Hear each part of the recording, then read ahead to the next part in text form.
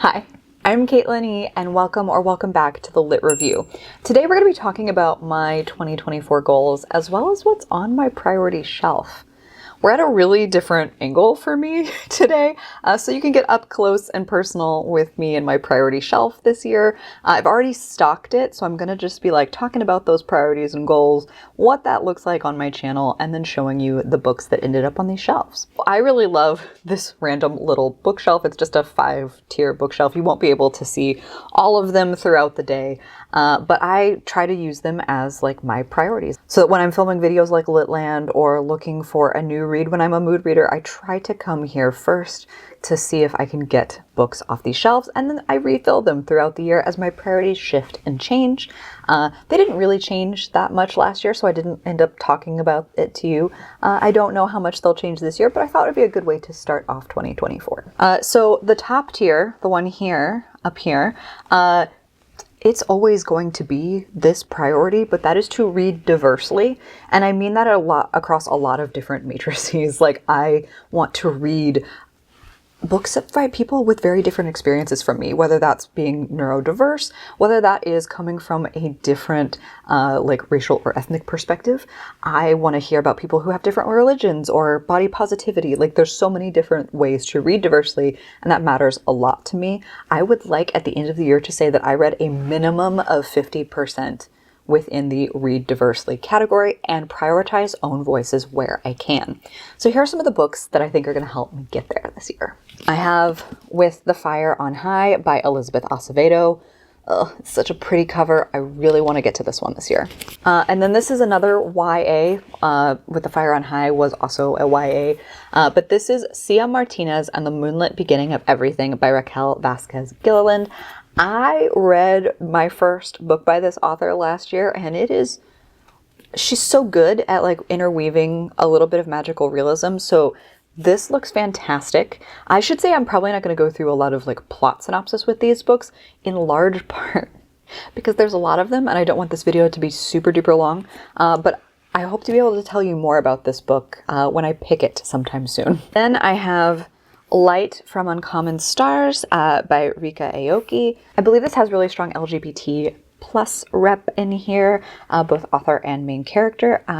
So I'm looking forward to this one. It's also just really pretty. This poor cover has been through it because for a while it was facing outward before I got curtains in here. So now I have curtains that I take down so that I don't bleach my book covers like I did with Chef's Kiss by TJ Alexander. But I would like to get to this. I didn't get to it last year, but I do really want to read this, and I really want to read more from TJ Alexander. But there is a non-binary main character in this.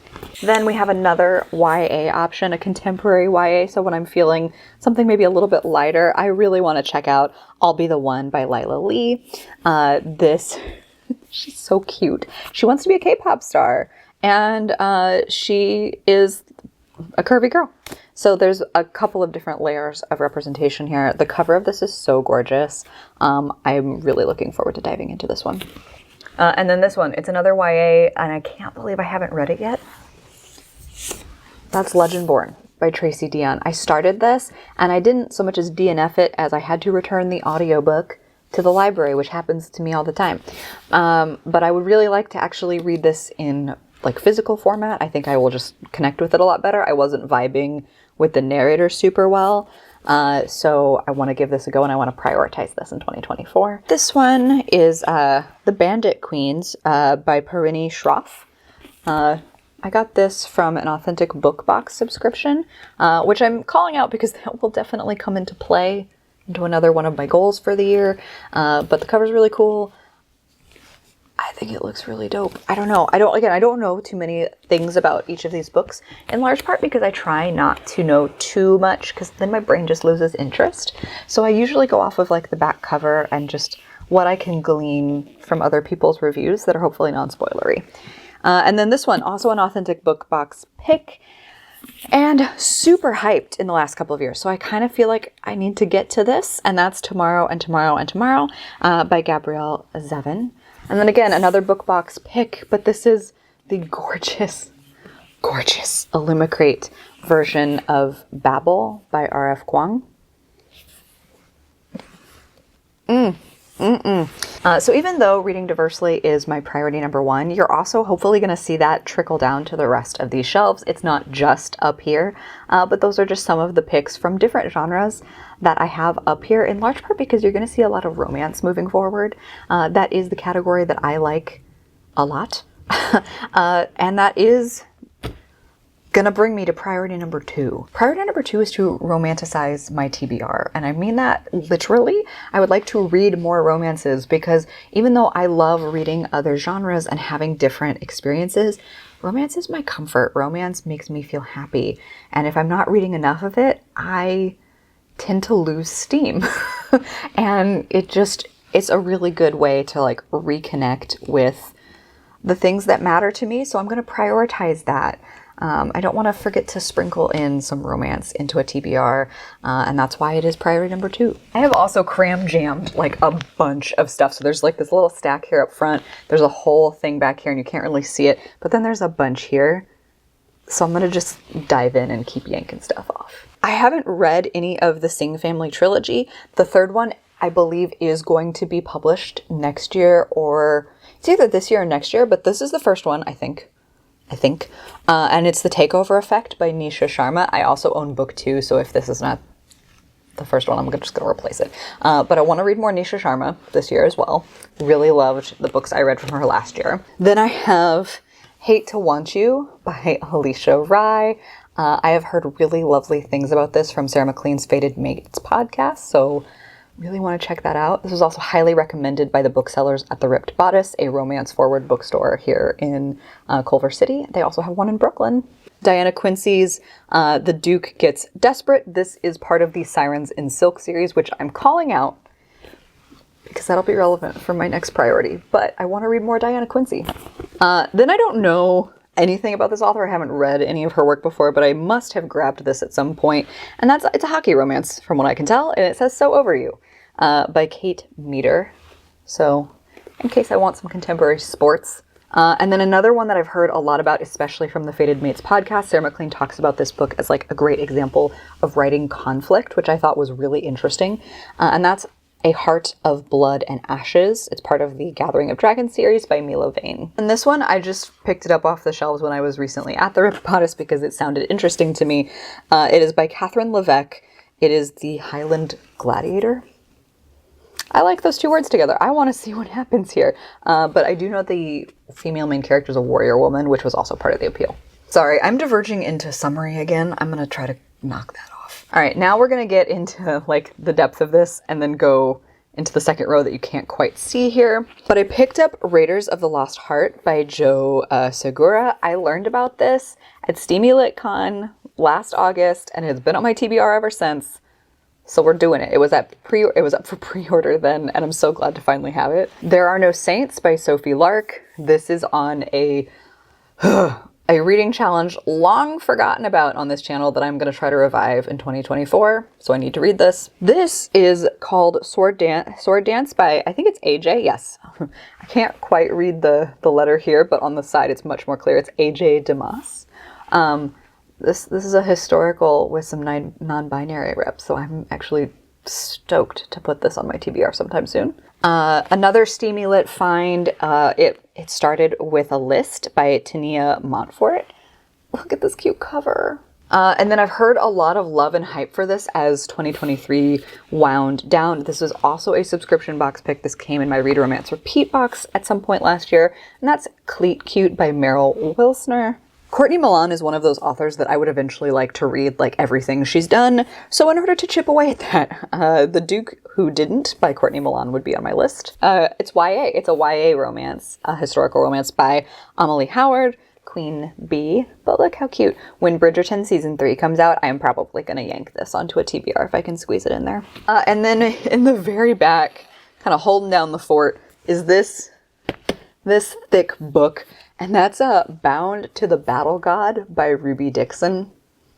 Sometimes you're just in a Ruby Dixon mood, you know? Like, so when that mood strikes, we're diving in. Okay, I'm going to put some of these back so that not everything topples over. In the back row here, you can't quite see at this angle.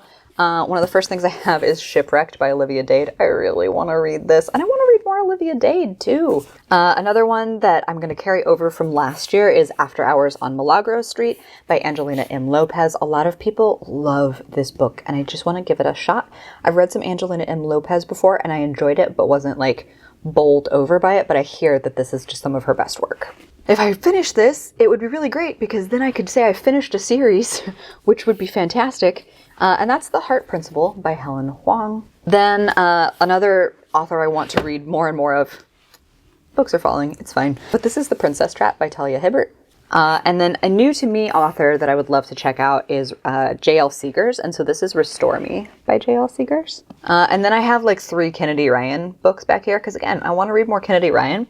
I know she is like Kaylani from Kaylani Simply Me's fave. Has all of her books, I think, if not all, then perilously close. I believe in you, girl. You're going to get there one day. But on this shelf, I have Before I Let Go by Kennedy Ryan, The Kingmaker by Kennedy Ryan, Long Shot by Kennedy Ryan. I have most of the other books because the books that I have read of Kennedy Ryan have just absolutely blown me away. So I want to read more of her, and this is the year I'm going to do it. Okay, so priority number 3 is actually going to be on the 5th rung of this shelf, and I'm not going to drag you down there because it's currently empty. And that is because my 3rd priority is to actually use the library more. So one of my big goals here in 2024 is I want to read 100 books, which is a big goal for me. I average usually about 6 to 7 a month, unless I'm having kind of a intense brain month or I'm on vacation, in which case those numbers tend to skyrocket.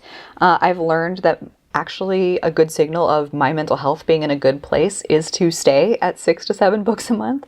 So 100 is a stretch goal, knowing that information, but it's one I think I can reasonably achieve. I read 105 last year, so I think it's doable. One of the things I was also really aware of this year is that I went a little ham with buying books. Which is not a bad thing. It's fun. I like buying books. I don't think I'm going to be stopping it anytime soon, but it did give me a bit of a wake-up call that I would like to use my library more.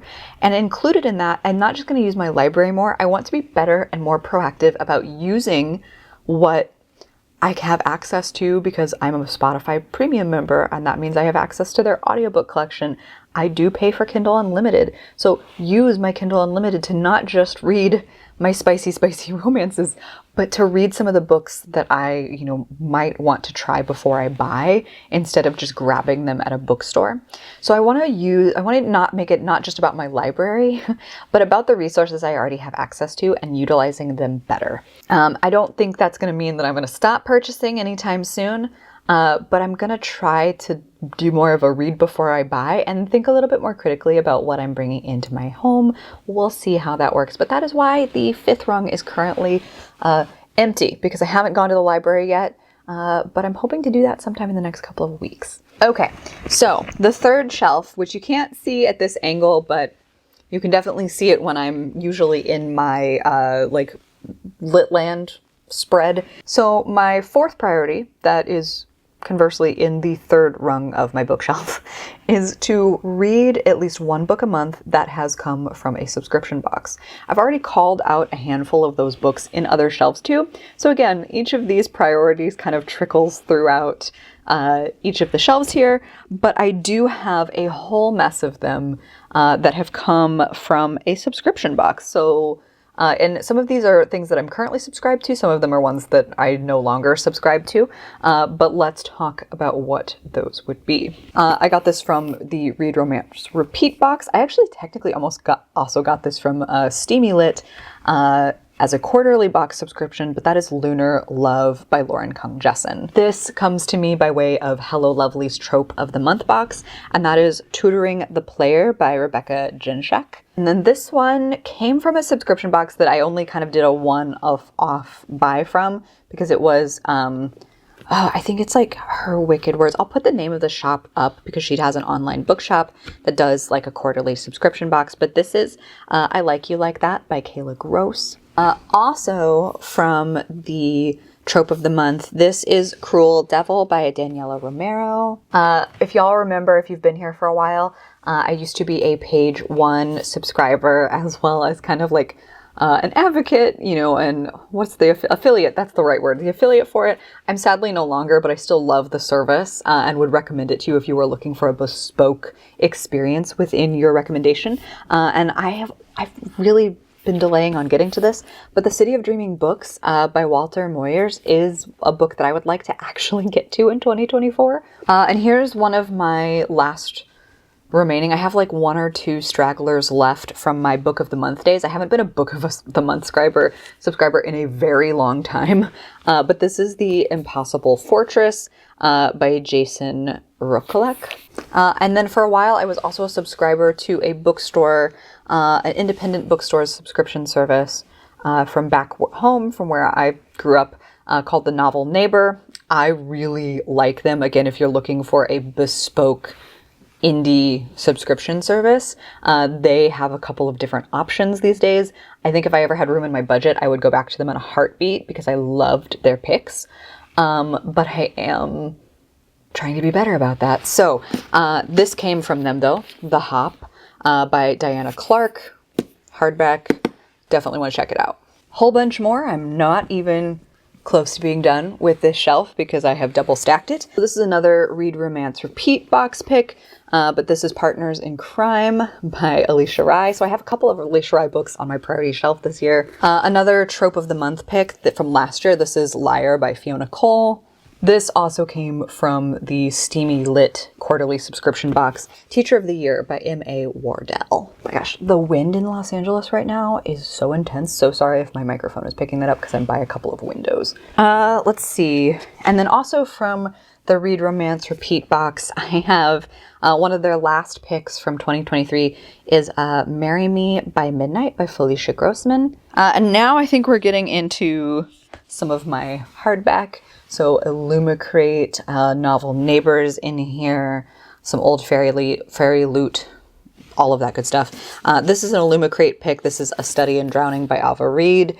This fits one of the later prompts for my book covered book club pick. So I will probably delay on reading this until that month, but like it's gonna get read. Oh, and then here's another former page 1 pick, but that is Yesterday is History by Kosoko Jackson. I want to finally get to this. Another Illumicrate pick. This is God Killer by Hannah Connor? I have to look that up before I actually read this. A bunch of these are Illumicrates. This is an Illumicrate pick from last year. The Jasad Air by Sarah Hashem.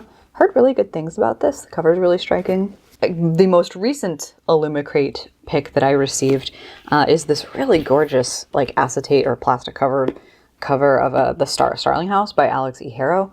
So I want to get to this sooner rather than later. I want to say, yeah, this one also looks like an Illumicrate pick. This is The Whispering Dark by Kelly Andrew. And then finally, one last one from my Novel Neighbor subscription. I did like a 6-month stint on that. And they sent me the hardback cover of Thistlefoot by Jenna Rose Nethercott. And I would like to check this out. This feels like something I want to save to the fall, so it might be on the shelf for a hot minute. So I have a lot more than just 5 goals for this year, but the last one that actually made it to the priority shelf that felt like really actionable and therefore something I could put up here is to finish or catch up with at least 5 series. I did this one last year and it was very satisfying. I ended up finishing 8 series. I started like over 30 new ones, but that's a different video that will be coming later this month.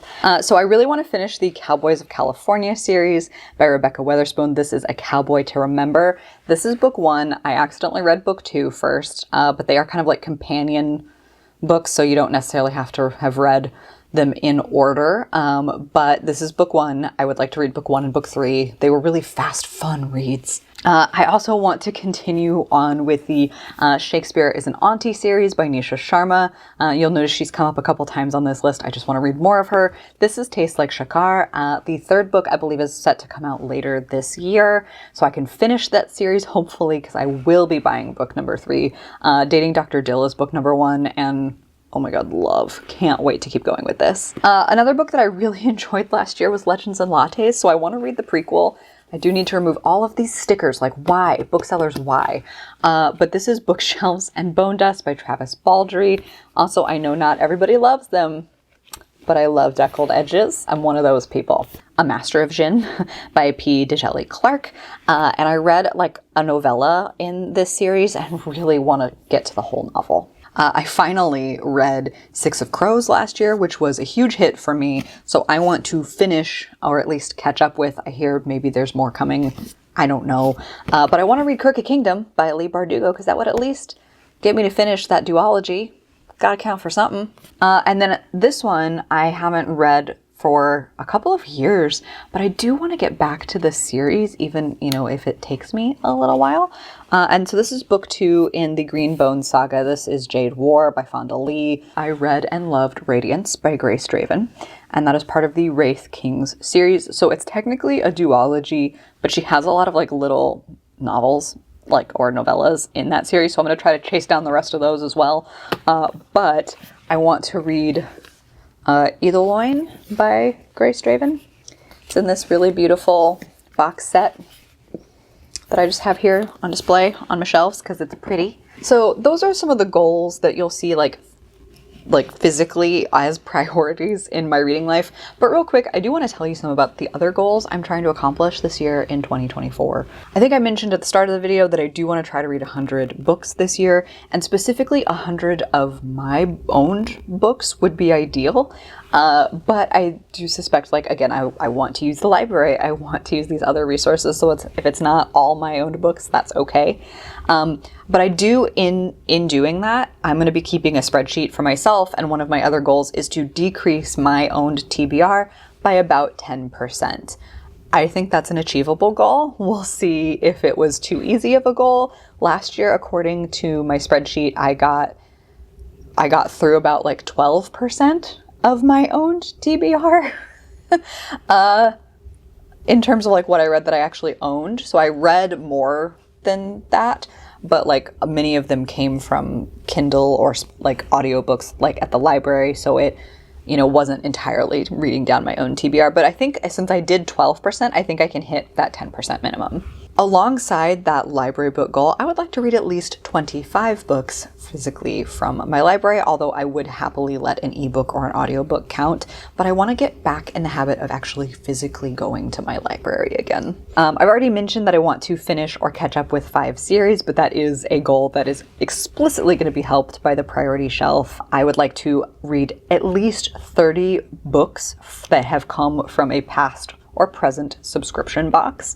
And you've seen like a bunch of books here already from subscription box. I think 30 is a reasonable goal. If I am minimally trying to get through 12, like 1 book a month, then 30 is my stretch goal, in the hopes that I can like really put those subscription boxes to use. I also want to get back into the habit of writing reviews. So if my goal is to read 100 books, my sub-goal to that is that I would like to write at least 50 reviews on whatever platform I am most drawn to, whether that's Goodreads, Storygraph, maybe Amazon. Like, I just want to get back into the habit of actually writing reviews for what I'm reading, because it is a really satisfying kind of like journalistic experience for me. Journalistic meaning not like hard-hitting news, but like journaling.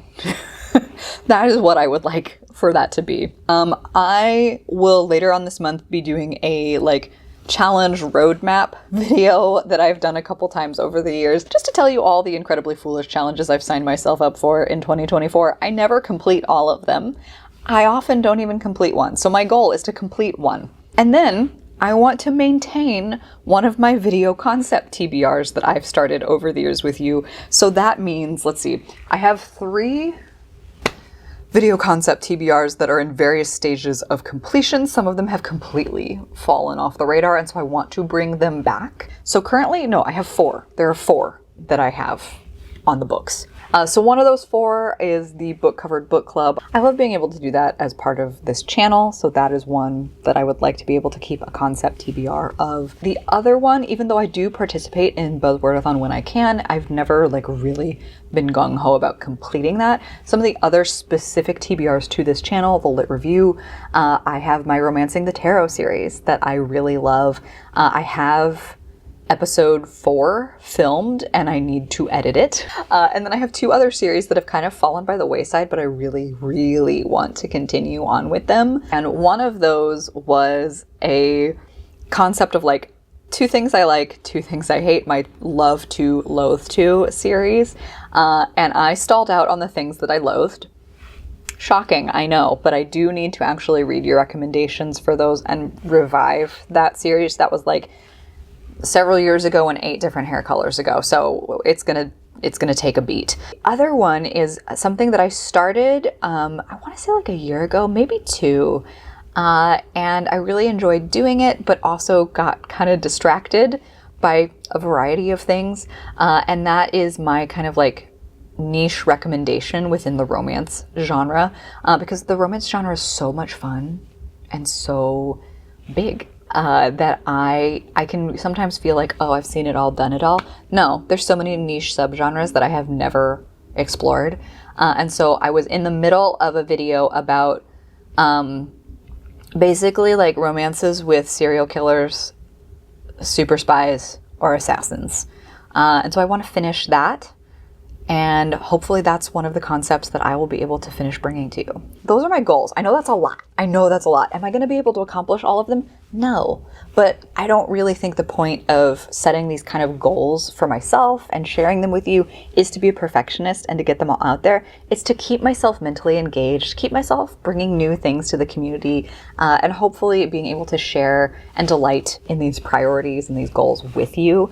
Let me know in the comments below if any of these books that you've seen in my priority shelves are something that you'd really like me to push to the foreground, and hopefully I'll be able to prioritize them even more soon in upcoming Litlands or TBR videos. Thank you for spending time with me. I hope you have a fantastic reading day or night, depending on when you see this, and I'll see you in the next one. Bye. Hold on, girl, now wait just a minute. I've got something to say, you should hear it. Oh, I'm happy to make time for your feelings, but you have to admit